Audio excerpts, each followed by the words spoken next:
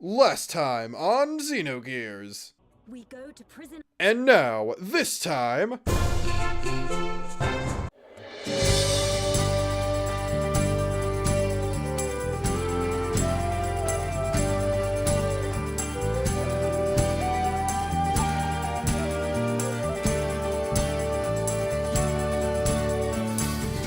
Your fingertips moving gently to my heart. The force of life goes on and on. The song remains like a haunting melody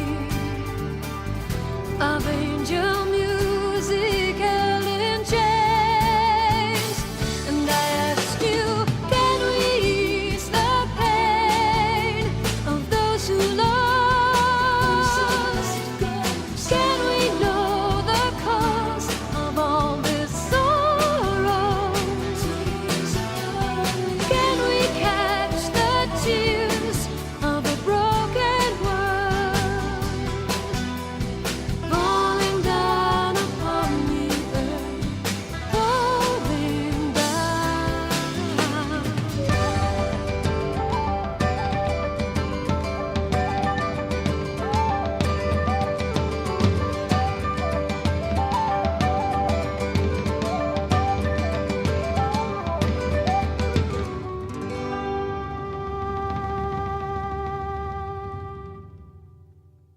Walk north like 30 feet from Norturn to arrive at the Goliath factory.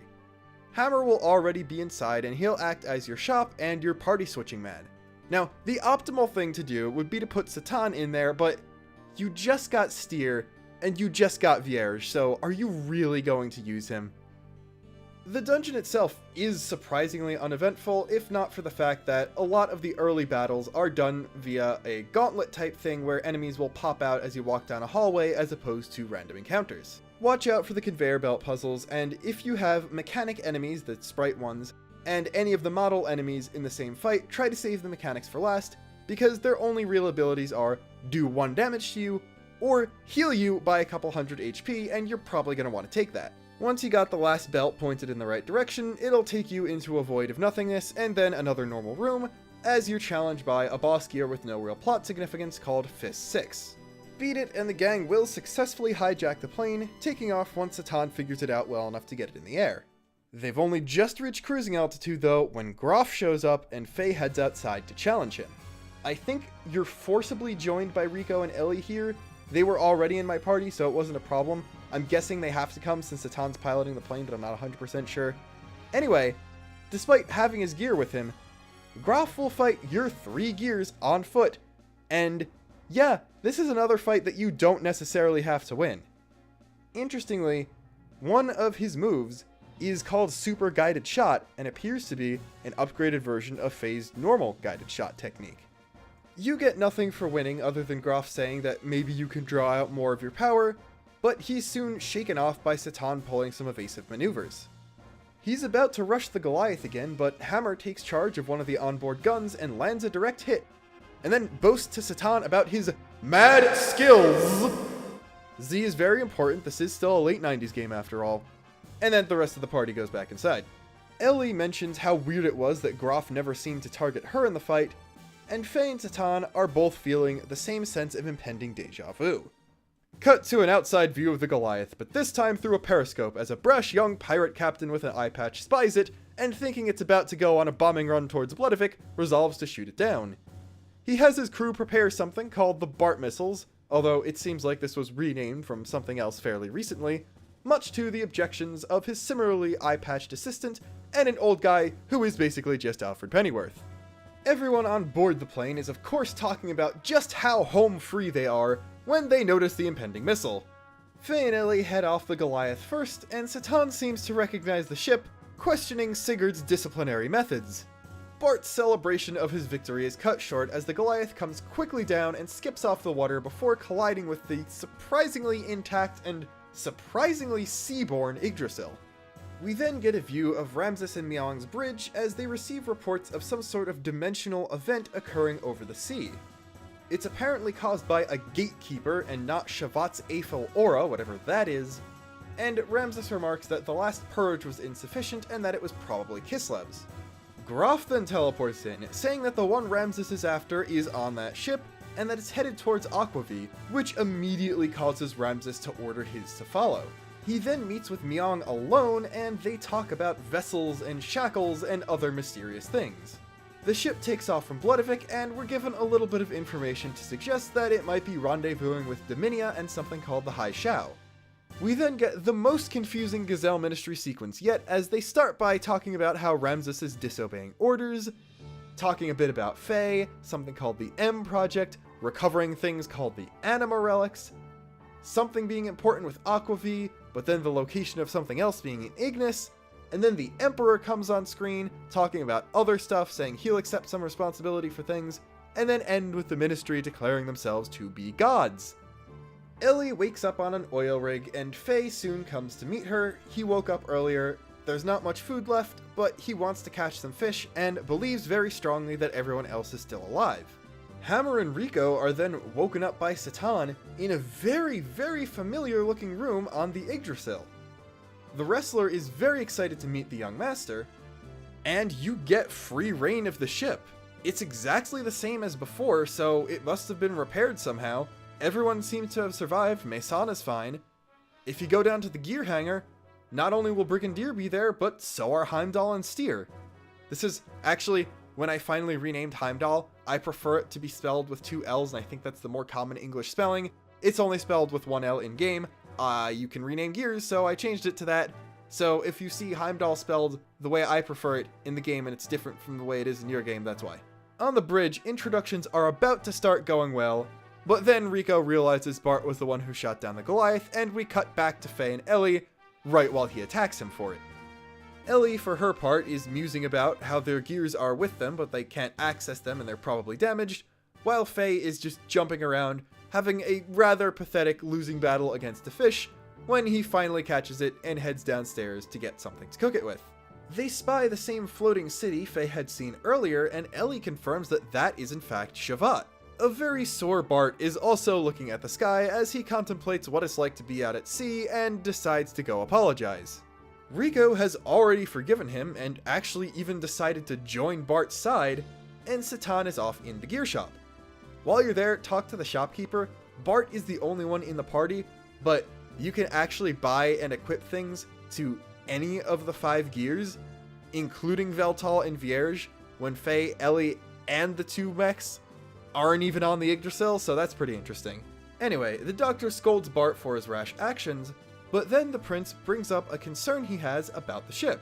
It's the exact same type as the Yggdrasil, and Bart knew it existed at some point, he just thought it had been scrapped.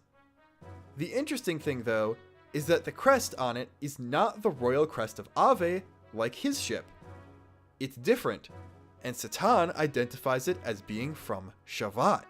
It's highly likely that the ship was not originally built by Ave, and that Bart's father had sealed it away because he thought it was too dangerous.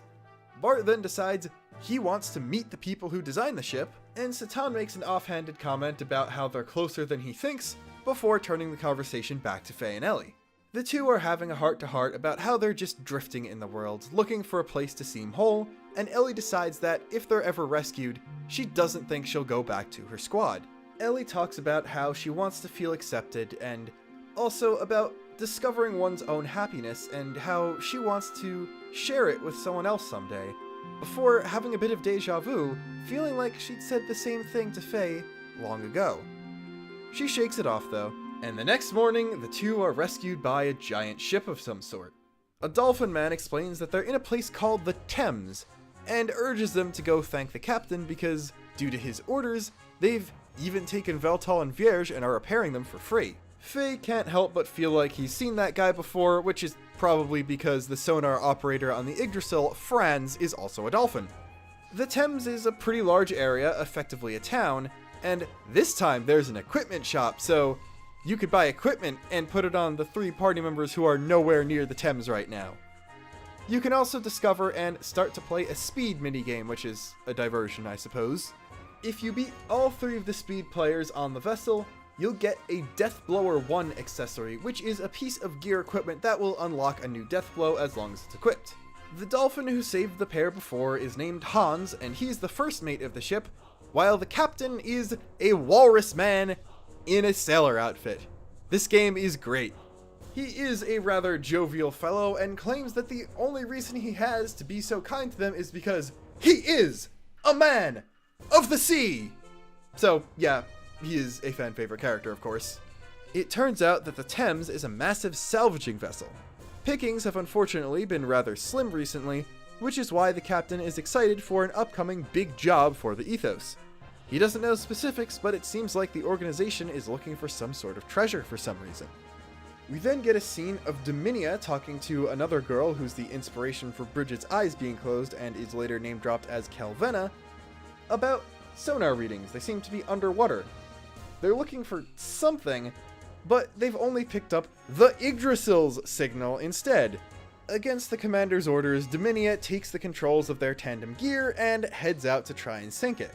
Sure enough, Faye and Ellie feel some shaking and then spot the Yggdrasil under attack by a submarine. Some captain shenanigans happen, and he orders the repairs on their gears to be finished post-haste so they can head out and help their friends. Faye charges off into battle with Ellie hesitantly tagging along, and the tearful reunion with their companions basically amounts to, "Oh, hey, look, that's Rico and Satan on the deck of the ship. Oh, so you're saying Bart pulled a classic Bart and went straight into the water to challenge the enemy without properly equipping his gear, and he's taking a massive L and needs our help? Yeah, let's do something about that." Ellie and Dominia of course get into a big argument before the fight starts about lambs protecting them and the true superiority of the elements and of Gebler. After a bit of fighting, the Haishao is forced to retreat when Sigurd drops depth charges on it, but not before kidnapping Vierge and Ellie with it. The gang decides to take a more tempered approach for once and actually formulate a plan before trying to get her back. As they go to dock with the Thames, Bart explains how he survived. After getting the Yggdrasil thrown at him, everyone sank into a giant sand cavern and found another sand cruiser that was exactly like it underneath. They were able to remodel it and get it into ship shape, and apparently this version can go on water as well as sand. Satan posits that it was probably the prototype for the Yggdrasil Bart had used. All the snazzy new ancient weapons on board are also probably from Shavat. The prince also mentions how he still has Margie with him counterintuitively because people figured that that was somehow safer. He's just getting introduced to the captain when she herself barges in and starts an argument with him. It's through this that Faye finally learns that it was Bart who shot down the Goliath, and we get yet another fantastic line, this one courtesy of Faye. The captain then takes Bart away to the beer hall, and Margie reassures Faye that Ellie is going to be okay. When we cut to her aboard a flying Gebler ship though, it looks like the argument with Dominia picked up again, and this time it got physical because she's on the ground. Dominia is about to execute her when she's stopped by Myong of all people, who protects Ellie and actually admonishes Dominia for attacking her against orders. She uses something with her eyes to get her to back down, then seemingly does the same to Ellie, then tells Ramses that arrangements are in place and they don't have to attack the Thames or Yggdrasil right now, and then it looks like she sends Vierge back. We get to see that Bart has in fact already learned the captain's Man of the Sea posing before Ellie walks back in. She seems tired but overall none the worse for wear and heads off to the Yggdrasil to get some rest, although Bart is suspicious. At this time you can also play a game of speed against Big Joe near the entrance to the Yggdrasil for a rare piece of gear. Bart's suspicions are unfortunately confirmed though, as Ellie has gone to the engine room, managed to get everyone working there out of the way, and started sabotaging the vessel before passing out when she sees Faye. Satan manages to save the day and then confirms that Ellie was put under some sort of hypnosis. She's barely just woken up again when the Yggdrasil is approached by a large gear, which Bart wants to fight in order to protect the Thames. Ellie is insistent in joining the battle too, but Bart still mistrusts her, although Satan manages to turn it into a show of trust. If she fights okay, then Bart can trust her again, but if she does anything suspicious, Satan will shoot her himself. Bart, Faye, and Ellie go out to engage the threat. It's Dominia again, although this time she's in a much more humanoid-looking gear called Blade Gash. Beat her and she retreats, but the Yggdrasil starts taking fire from underwater again, This time, it's Ramses in the driver's seat of the Haishao, and he's accompanied by Myong in her support model Vierge, who also points out who Faye is to the commander. Ramses refers to Faye as his arch-rival, which does nothing more than confuse him, especially when he starts talking about him having another gear. This fight is similar to the one on foot back in Bloodivik, where Myong will just do support stuff like removing debuffs from Ramses while he does all the actual fighting. Also, I think this is the first time I died in my playthrough, so oops. Deal enough damage and Ramses will pull off a massive combo on Faye, almost finishing him off completely, although he's fortunately forced to retreat due to a leaky cockpit before he can land the final blow.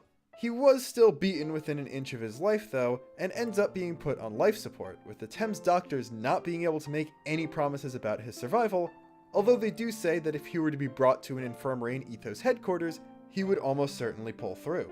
Fortunately, officials of the Ethos are going to be coming to the Thames soon to conduct an investigation. They're the Etones, the Purgers of Sin, officials whose job it is to cleanse the world of the influence of the Reapers or Wells, creatures that reside in the continent archipelago of Aquavi. Ellie and Bart meet up with Margie, who's also looking for the Etone, when they spot a young girl who's about to be kidnapped and sold. The kidnappers are rather stupid, because Bart and Ellie combined don't seem to intimidate them at all, but they are spooked and driven off when met by a near miss from an old scarred sharpshooter who they seem to recognize as Josiah. He then proceeds to point a gun to Ellie's head and is about to pull the trigger, calling her a dog of Solaris, when Satan rushes in, recognizes him as Josiah, and tells him he's got it all wrong. Josiah, for his part, recognizes Satan as Huga, and seems to be able to interpret the girl speaking only in ellipses as her confirming Ellie's innocence in the matter, before he introduces her as his daughter Primera and asks to be referred to as Jessie. According to him, Primera hasn't been able to speak since an incident a while ago, but he's able to understand her. When catching up with Satan, it also comes out that a kid caused him to have a shotgun wedding at some point, although it wasn't Primera, it was her 16-year-old sibling. His wife has died, and he regrets not having been there for her when it happened, and he's currently at the Thames because he's accompanying his son, who's on some quote-unquote unsavory business. We're then introduced to the Etone everyone's been looking for. A boy in green and blue robes, who also happens to be Jesse's other child, Billy Lee Black.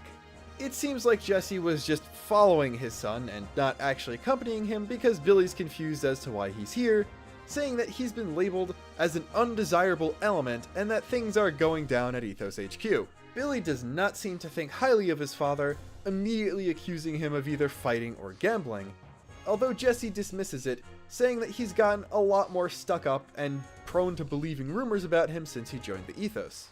He immediately changes his tune though once he finds out that Ellie had helped his sister out, agreeing to do whatever he can, although his time is limited since he's both a priest and an Etone. He gets along well with Margie of all people, as both of them want to learn more about each other's religion. Jesse hands care of Prim over to Billy, and the party makes it their goal to get Faye to Ethos HQ. The Yggdrasil too can sail on the waves as well as the sand, although you do need to go up on a beach in order to depart it, and you actually get control of the oceans. There aren't really many places you can go, although I think you can return both to Kislev and to Nasan, the latter of which is more useful because its shop has some rather expensive items that are very worth it at this point in time, and go away at some point in the game, being replaced by less useful stuff. In addition to Ethos HQ, the other place you could stop by in Aquavi is the orphanage that Billy runs, where he brought Primera back to. You could play around with some of the kids and do a couple side activities with them, but there's no plot for you now, you have to go to the HQ. Meeting Billy there, he will say that he did receive permission to treat Faye and leads them down to the infirmary. The Ethos doctors confirm that Faye will probably make a full recovery, although he needs to remain in the infirmary for a bit more testing. Ellie decides to stay by his side, so Bart and Satan get to go on a buddy-buddy adventure exploring the HQ a bit. When they go back to see Faye, he still hasn't regained consciousness, but he has stabilized enough where they can safely move him back to the Yggdrasil for the rest of his recovery. Billy, on the other hand, has headed back to the orphanage, so the party decides to go there and thank him for his help. He pretty much says not to mention it, and then goes on to explain that since he and his sister were without parents for most of their lives, he decided to open up an orphanage to help out other kids in that sort of situation and raise them in the teachings of the ethos. Sigurd comes in saying that the Yggdrasils picked up a signal, but before the party can go out to intercept it, Jesse comes in, recognizes Sigurd as well. This causes Billy to recognize Sigurd as Siggy, and Sigurd himself actually knows who Billy is. It turns out that Jesse is yet another ex-Solaris officer, and he was once Sigurd and Satan's senior back in the academy days at Jugend.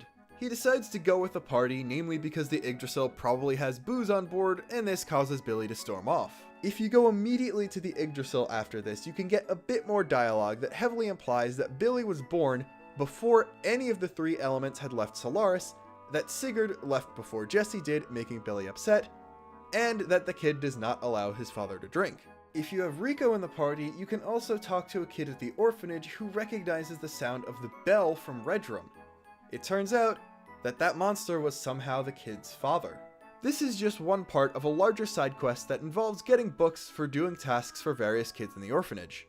Anyway, what you're actually supposed to do to advance the plot is accidentally stumble on Billy leaving his secret passage from behind a bookcase, and then watching as he meets with an older guy who the kids seem to really like. This is Bishop Stone, and he comes bearing a new assignment for Billy. An Ethos transport vessel that had gone missing earlier has turned up again, but it's not been making any contact, so the Reapers are suspected. It's going to be hard to get there in a small vessel, and Stone recommends that Billy take a large ship. There's also a decent chance that this vessel is the same thing Sigurd had picked up before. The party offers to help him on the job, and he accepts, with them going to the Yggdrasil ahead of time to get it prepared to depart. Jesse leaves as soon as they arrive, but it seems like he wasn't the only one that's been caught up with drinking and reminiscing, because Sigurd has passed out drunk, meaning they can't leave until the following day.